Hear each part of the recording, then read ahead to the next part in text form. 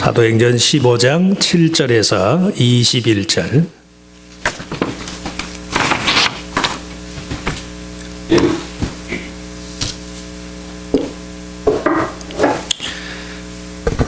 자, 우리 한 목소리로 같이 읽습니다.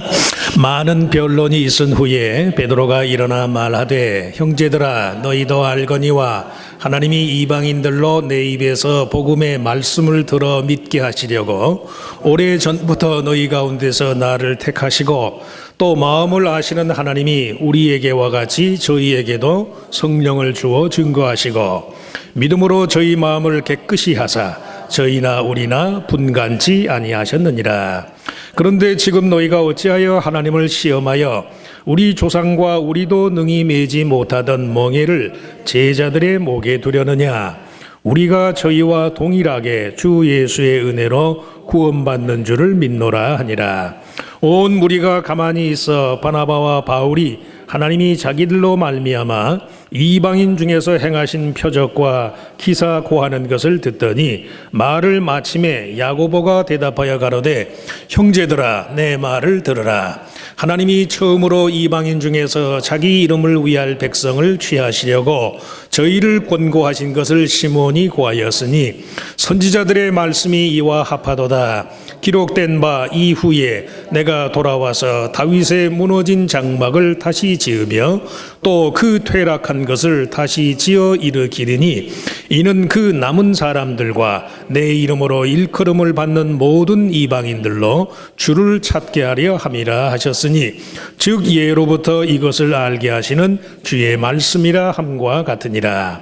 그러므로 내 의견에는 이방인 중에서 하나님께로 돌아오는 자들을 괴롭게 말고 다만 우상의 더러운 것과 음행과 목매어 죽인 것과 피를 멀리하라고 편지하는 것이 가하니, 이는 예로부터 각 성에서 모세를 전하는 자가 있어 안식일마다 회당에서 그 글을 읽음이니라 하더라. 아멘. 성가대의 특별 찬양이 있겠습니다.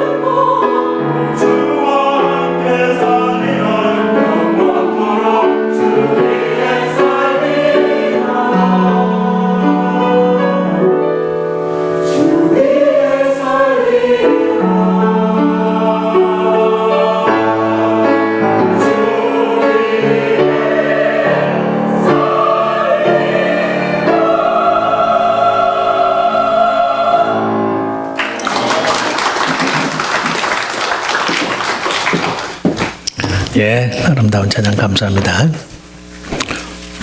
우리 교회 성가대가 좀 숫자만 좀 많으면 아주 금상첨화인데,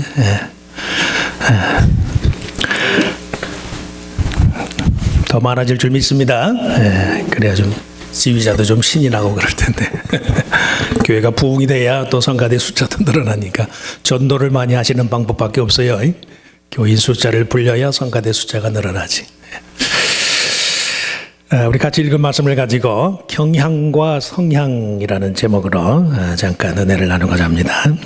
종교 생활에 있어서만이 아니고요, 우리 일상의 삶의 모든 영역에서 갈등이나 문제 해결을 위한 어떤 중요한 결정 또 선택을 내리는 경우에 두 가지의 그 대비되는 판단 근거를 경향 그리고 성향이라는 말로 표현할 수 있어요. 그 말이 그 말 같은데 무슨 말장난을 하나 그러실지 모르지만, 경향이라는 말은 영어로는 트렌드, 삶의 외부적인 조건의 흐름을 가리키는 말이, 어떤 시대의 유행이나 또 그 사회의 정신, 시대의 정신, 혹은 사람들이 좋아하는 기호품과 같은 동시대의 대부분의 사람들이 공감하는 것이라고 할 수 있어요. 무슨 선택을 내릴 때 경향에 따라서 선택을 내리는 데에는 사람들이 좋아하는 것이니까 안도감과 평온함이 수반되기 마련, 무리 없는 결정을 내릴 수 있어요.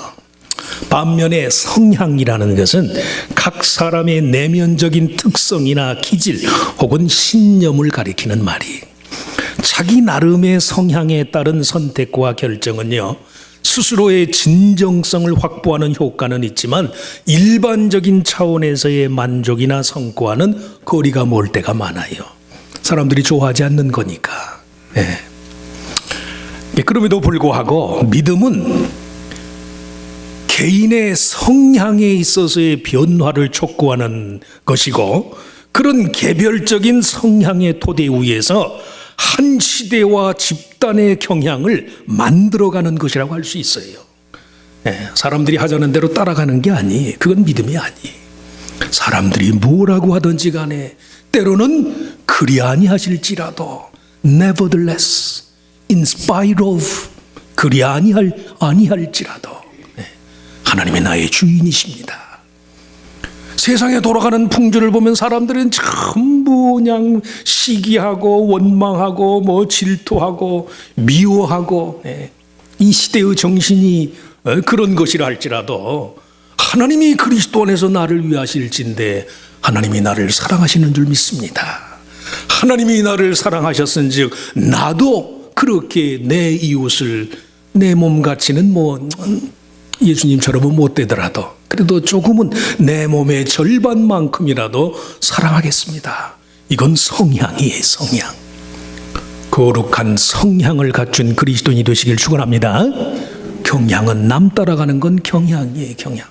요새 트렌드가 뭡니까? 그런 질문을 많이 하죠. 사람들이 요새 좋아하는 게 뭡니까? 뭐 그것도 우리가 아주 무시할 수는 없지만, 집사람이 2달 전에 한국 갔잖아요. 미국에서 옷을 한 벌 사달래, 없는 돈에 또 한국 간다고 또 멋 내고 옷을 한 벌 사 입고 갔잖아요. 통이 넓은 옷을. 한국 갔더니 아닌 게 아니라 남자나 여자나요, 통 넓은 옷 입은 사람이 아무도 없더라고. 첫날 지하철을 탔는데 사람들이 전부 저 사람을 쳐다봐요. 넓은 통을 펄렁펄렁 하면서 다니니까 보기도 이상했던 모양이에요. 대번에 미국에서 온 사람이지 아는 것 같아요. 그럴지라도 남편이 없는 돈에 사줬으면 감사하게 입어야지. 그래야 될 줄 믿습니다. 성향을 쫓아가야지 경향을 쫓는 사람이 되면 안 돼요. 우리가 잘 아는 개신교의 창시자인 마르틴 루터는요, 오직 믿음으로, 오직 말씀으로, 오직 믿음으로 종교개혁의 3대 표를 내걸고 중세기에 타락한 카톨릭에 맞서서 위대한 종교개혁을 감당했어요. 개신교회를 확립했다고. 개신교를 영어로 프로테스탄트라는 말은 저항자라는 뜻이잖아요. 저항자. 근데 이 마르틴 루터가 주창한 개신교는 당시에 타락한 천주교와 병존할 수 있는 여지가 전혀 없었어요.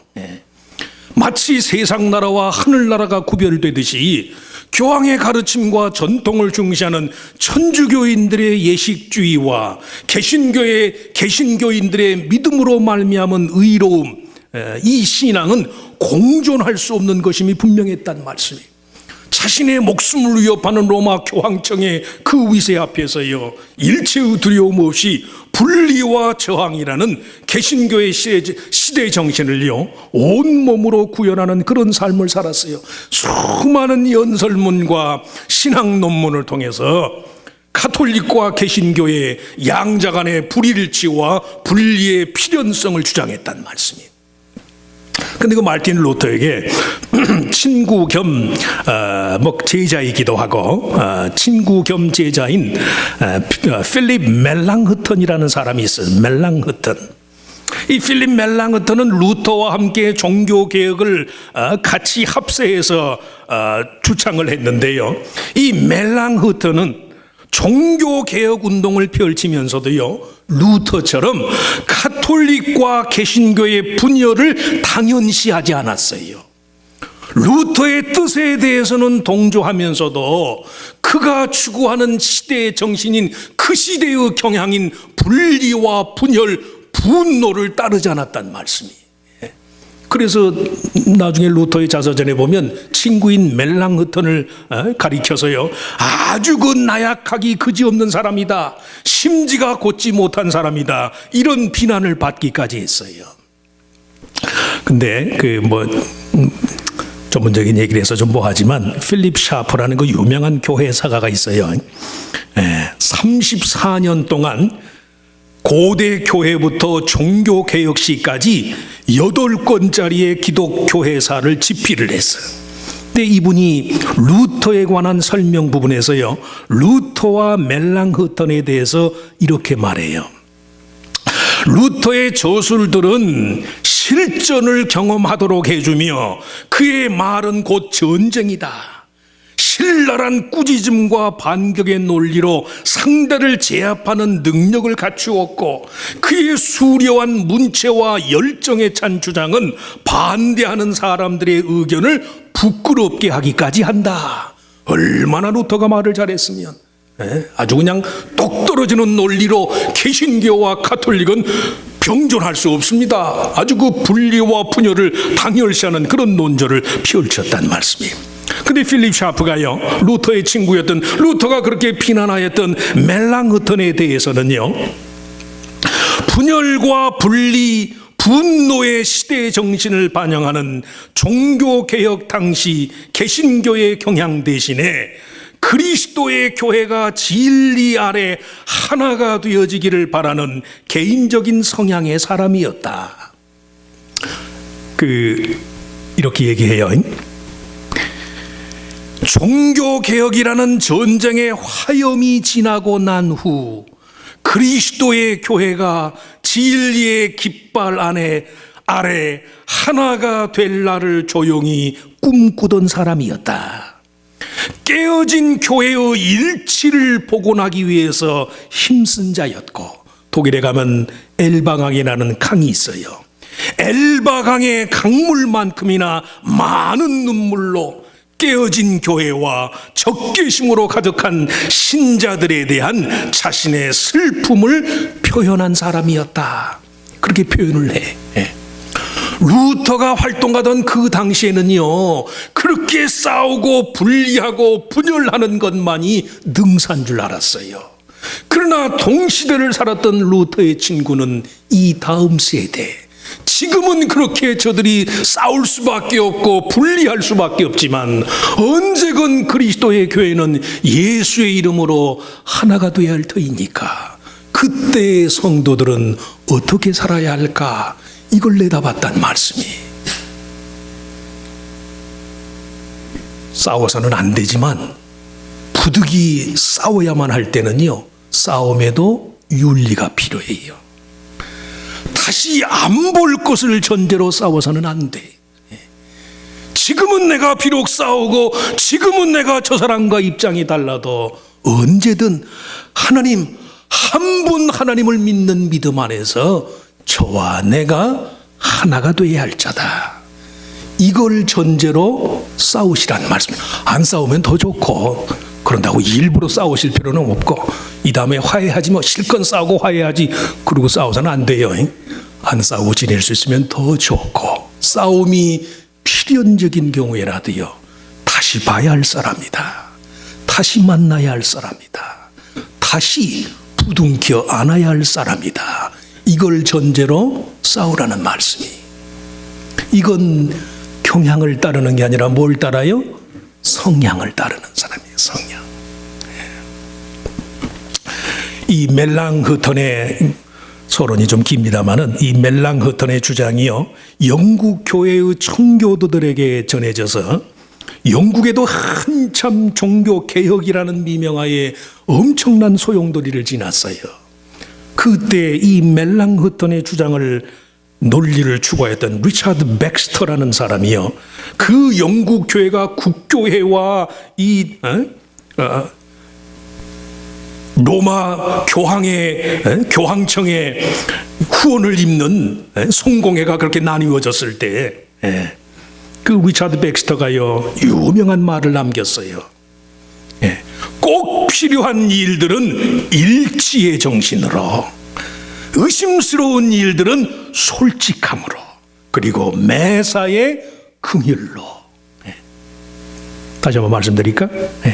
꼭 필요한 일들은 일치의 정신으로, 뭔가 의심스러운 일들에 대해서는 솔직함으로, 자유함으로, 그리고 매사에 긍휼로.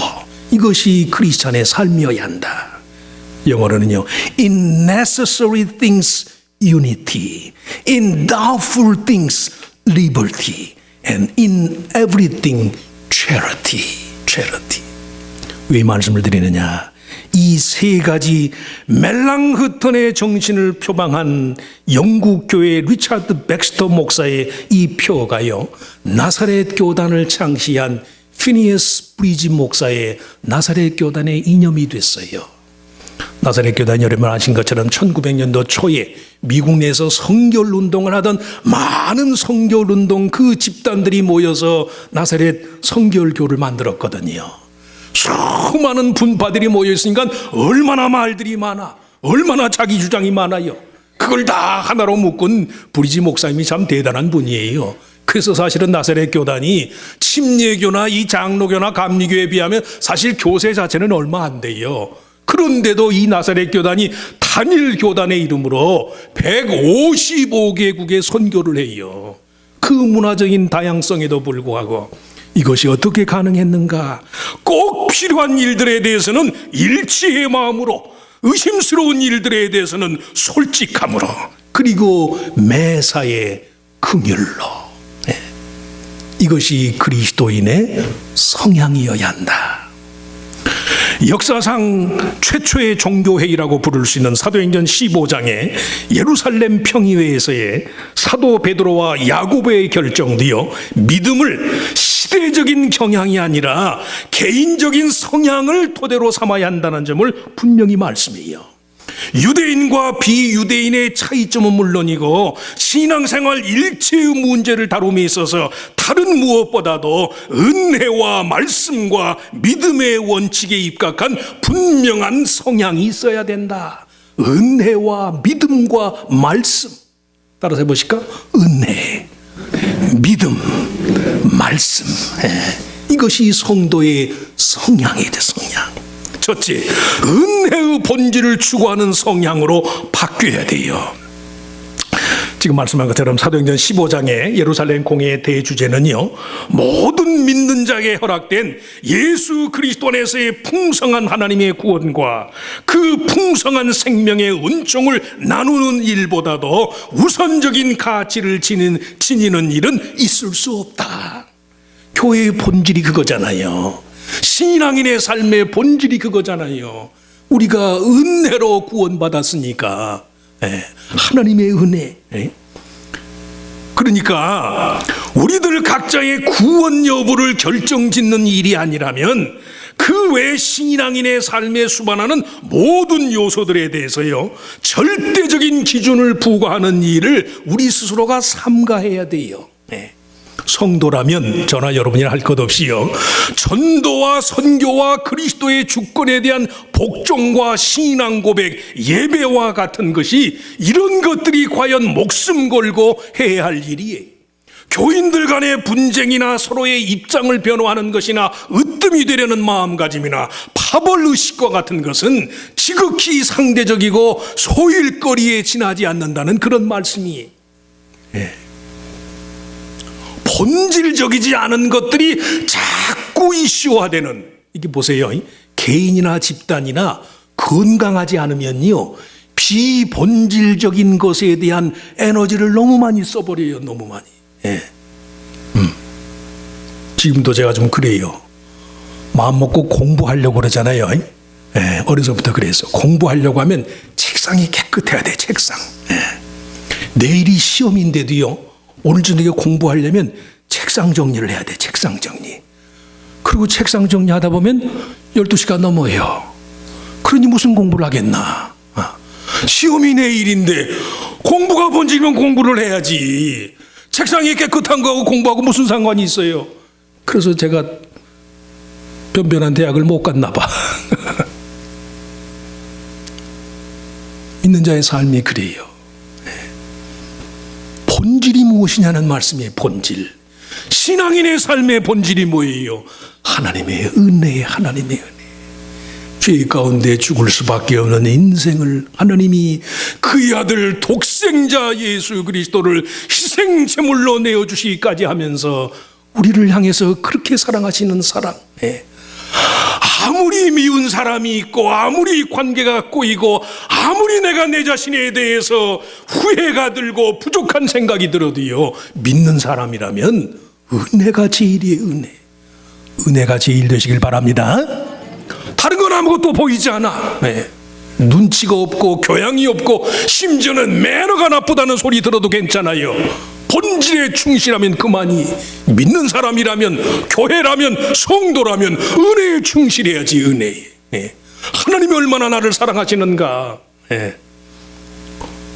믿는 자의 삶 속에서 본질이 아닌 것들이 자꾸 이슈화되는 그런 현상을 우리 스스로 경계해야 한다는 말씀이. 재직해도 마찬가지고 교회의 모든 업무가 다 그래요. 본질적인 것에 대한 토론은 제껴놓은 채로 쓸데없는 것에 대한 일을 1시간, 2시간 뭘 했나. 간혹 보면 그런 때 있어요. 1시간, 2시간 동안 뭘 했나. 본질을 다뤄야지요. 인생이 어디 길기만 해요? 짧은 인생 살면서 정말로 내가 한 번뿐인 내 인생, 내 삶 전체를 들여도 아깝지 않은 그 무엇에 대한 추구가 있어야 할 거 아니에요. 교회의 조직이나 업무와 같은 체제적인 면에 있어서만이 아니에요. 우리들 각자의 개인적인 삶에서도 믿음의 본질이 아닌 것들에 대한 지나친 관심이나 집착을 금해야 한다는 그런 말씀이, 성도로서의 삶 자체의 은총의 속성과 원리를 무색하게 하는 일체의 자기중심적인 요소를 금해야 돼요. 뭐 그냥 자기 딴에는 굉장히 심각하게 얘기하지만 그렇잖아요. 마스터, 그야말로 이 대가의 눈에 보면요, 그거 요거 순서만 바꾸면 다 해결이 되다. 그걸 모르니까 막 그냥 밤새도록 씨름을 해요. 그런 경우 많으시지요. 제가 젊은 청년 때 집에서 이게 신학교 가는 걸 반대하니까 방학 때마다, 여름 방학 때마다 일을 해서 돈을 벌었어요. 아파트 그냥 공사장에서 일을 하면 그냥 삽질하는 게, 지난주에도 고장노녀가 좀 오래간만에 삽질을 했네. 삽질하는 게 얼마나 힘들던지. 그때는 이 콘크리트 믹스를 전부 모래, 자갈, 시멘트를 섞어서 하니까, 그거 한 판 개고 나면 그냥, 그 20대 팔팔한 나이인데도 그냥 맥이 다 빠져버려요. 근데 이 일 잘하는, 정말 일 잘하는 노가다판에, 노가다라는 말, 목사가 노가다라는 말, 비표준어 쓰면 안 되지만 노가다판에 10장들 보면요 2시간 3시간을 삽질을 하는데도 아무 힘이 안 들어요. 홍도야 울지 마라 노래하면서 삽질을 한다고. 요령이 있어. 요령이 무턱대고 하는 거 아니에요. 삽자루를 삽날 근처를 손을 잡아야 돼. 그래야 무게가 이게 하중이 덜하다는 말씀이. 그걸 삽자루 맨 머리맡을 끝을 잡고 하니까 한 번 푸고 나면 얼마나 무거워. 얼마나. 대가의 노래는 아무것도 아니에요. 믿는 자의 삶이여 정말 은혜의 원리가 된 하나님의 사랑과 하나님의 은총에 올인하게 되면 내 중심적인 모든 것들은요 사라지는 거예요. 그리스도의 대속의 공로를 매기로 하여 하나님과의 개인적인 관계를 쌓아감에 있어서 은혜의 본질을 흐리게끔 하는 일체의 외부적인 경향을 경계해야 한다는 그런 말씀이에요. 두 번째, 말씀 안에서의 자유를 표방하는 성향으로 바뀌어야 돼요. 이 안디옥 교회 이방인 출신 그리스도인들도 예루살렘의 유대 그리스도인들처럼 할례와 그 외의 모든 모세의 율법을 쫓아야 한다는 그런 주장에 대해서요 처음에는 바울과 바나바 그리고 다른 형제들 사이에 적지 아니한 다툼과 변론이 있었다. 성경이 그래요. 다툼과 변론을 거듭하면서도 그럼에도 불구하고 이 안디옥 교회 성도들은 보다 더 바람직한 차원의 문제 해결을 위해서요 바울과 바나바 등 교회 지도자 몇 사람을 예루살렘으로 보내가지고 예루살렘 교회의 사도와 장로들을 만나도록 했어요. 이는 단지 사도들의 판단을 자신들의 선택의 근거로 삼고자 하는 무책임한 처사가 아니라 12사도를 통해서 확실히 전수된 예수 그리스도의 복음 외에는 다른 것들로 판단 근거를 삼지 않겠다는 그런 마음가짐의 표현이. 왜 그렇게 저들이 예루살렘 교회에서 사도들의 의견을 구하고 사도들의 말씀을 청하였을까?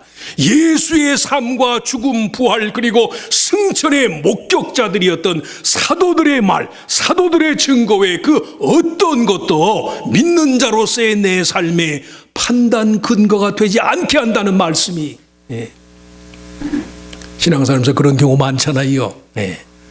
말씀을 액면 그대로 믿고 하나님이 말씀한 대로만 쫓아가면 문제가 없는데 자기 위주의 개인적인 상상력이 너무 심하니까 문제가 되지도 않을 것을 문제시 삼는 경우가 너무도 많다는 말씀이에요. 믿는 자의 삶의 자유는요 그렇기 때문에 말씀 안에서의 자유를 표방하는 그런 성향으로 바뀌어야 돼요. 저나 여러분이나 신앙인으로서의 우리들 자신의 개인적인 성향이 내 위주의 상상력을 기초로 하지 말고 말씀을 매개로 하는 것으로 바뀌어야 한다는 말씀이. 다음 주일서부터 꼭 10시에 나오시기 바랍니다. 10시에 나오시기 바랍니다. 내가 10년, 20년을 교회 다녔는데 하물 말씀을 모를까 봐 몰라요. 저는요 신학교육만 20년 가까이 했어요. 그래도 말씀을 모르겠어요. 겸손을 떨려고 하는 말씀이 아니에요. 정말로 몰라요. 배우셔야 돼. 암송하셔야 돼. 체질화하셔야 돼. 억지로라도 내 삶을요 말씀에 맞추려는 그런 의지가 있어야 돼요. 일하러 교회 오시는 분들이 너무 많아. 교회는 일하는 것 아니에요. 뭐 하는 것이에요? 하나님을 예배하는 것이에요. 예배의 목적으로 오시기 바랍니다. 목사도 무슨 설교하기 위해서지만 사실은 설교는 겉모양이고 하나님을 예배하는 거예요. 언젠가 말씀했잖아요. 제가 설교하는 모든 설교는요 저 들으라고 하는 얘기예요. 그러니까 이 목사가 설교하는 동안에 한 번도 여러분들은 기분 상하실 필요가 없어. 왜? 이 목사 설교는 전부 저 들으라고 하는 얘기니까. 말씀을 배우셔야 된다고. 그러시길 바랍니다. 내가 이 세상 떠나는 그날 어느 한 군데 성경 말씀이라도요 그것이 삶과 죽음의 경계를 지나는 그런 티켓 햇과 같은 것이 될 수만 있다면 저는 하늘나라로 직통하는 거예요. 말씀은 하나님의 뜻이니까 거기까지 말씀을 배우셔야 한다고. 예. 지금은 돌아가셨습니다마는 한국교회 이상훈 목사님, 훌륭한 목태 그 동신교회를 목회하시고 한국의 초대 교회에서의 신약 분야에 아주 유명한 성서주석, 돌아가실 때까지 헬라어 동사의 변화 형태를 외우시다가 돌아가셨어요. 돌아가시는 순간까지, 마지막 숨을 거두는 그 순간까지 헬라어 동사의 시제를 외우시다가 돌아가셨다고. 유명한 임종이에요. 이 세상 삶과 죽음이 교체되는 그 순간에 성경 66권 말씀에 어느 한마디 말씀이라도 그것을 내가 붙들 수만 있다면 하늘나라에 직행한다는 말씀이에요. 그 말씀이 무슨 말씀이에요? 돌아가실 때까지 배우시라는 말씀이에요. 마지막으로 믿음의 개연성을 추구하는 성향으로 바뀌어야 돼요. 믿음의 개연성. 이방인들의 교회로서 안디옥 교회의 특성상 원칙과 기준에 있어서의 애매모호함이 항상 있을 수밖에 없었어요. 그럼에도 불구하고 하나님의 말씀의 원칙은 그들 자신의 내외면적인 붕괴의 요인들을 가로막는 하나님 편의 안전장치와도 같은 것이요, 야고보의 권고는 한마디로 고대 이스라엘 사회에서 친숙함을 매개로 해서 공동체 전체의 해로움을 강요하는 그런 현실 상황을 예방하기 위한 조치였어요. 문제는 전에 이방이었던 자들이 그만한 차원의 율법의 취지에 대한 이해를 얼마나 갖추었을까? 그게 문제예요. 이렇게 말을 건네는, 이렇게 말씀을 해석하는 12사도들의 입장에서 저 안디옥 교회에 이방인으로 있던 자들이 얼마나 우리의 말귀를 알아들을까, 얼마나 우리의 진심이 통할까, 이게 문제였단 말씀이 14절 말씀에 보면 그래요. 하나님이 처음으로 이방인 중에서 자기 이름을 위할 백성을 취하시려고 저희를 권고하셨다고 했는데 그 이방인이 과연 안디옥 교회의 사람들일까? 하나님이 마지막 날에 다윗의 장막을 회복시키면서 유대인과 비유대인들을 다 하나로 만드시겠다고 그랬는데 그 하나님이 찾으시는 사람이 과연 저일까? 그런 생각 가질 때 많죠. 자기 나름대로 딱 범주를 정해놓으니까 내가 꼴 보기 싫고 내가 미워하는 사람은 하나님과 상관없는 사람 같아.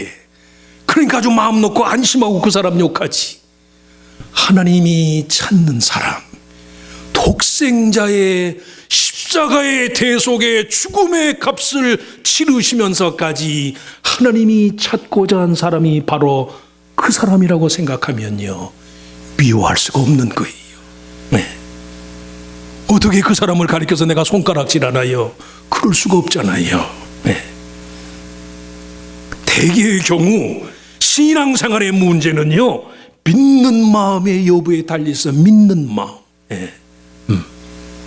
오늘 말씀에 보면 야고보가 굳이 시기적으로 가장 오래된 아모스의 예언을 인용하면서 내 이름으로 일컬음을 받는 모든 이방인들로 주를 찾게 함이라 하셨으니 예로부터 이것을 알게 하시는 주의 말씀이라, 이렇게 말한 이유가요, 바로 믿는 마음, 믿어주고자 하는 마음이 있을 때라야만 하나님의 모든 약속이 진실성을 가질 수 있고 능력을 가질 수 있다는 말씀이.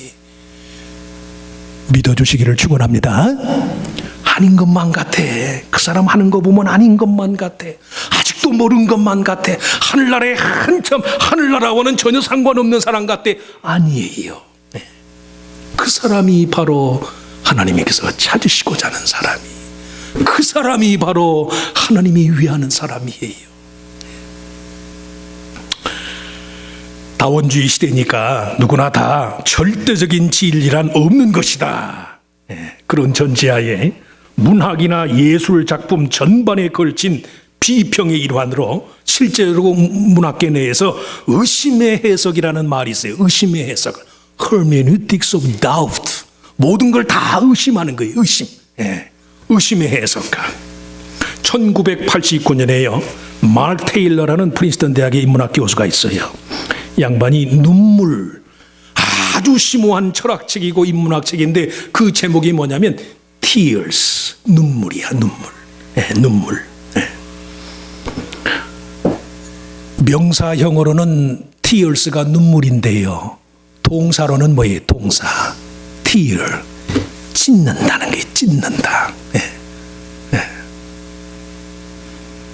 눈물이라는 말의 동사형이 찢는다는 뜻을 갖는데 찢을수록 드러나는 것이 인간의 진심이고 눈물일 수밖에 없기 때문에 비판과 비평, 미움까지도 서로의 눈물과 진심을 보듬기 위해서 하라는 그런 말씀이. 어차피 세상이 의심할 수밖에 없어요. 세상이 이 세상의 경향이 그렇다고. 눈물은 찢는 것이거든. 그러나 그것의 명사형은요, 진심이에요, 진심.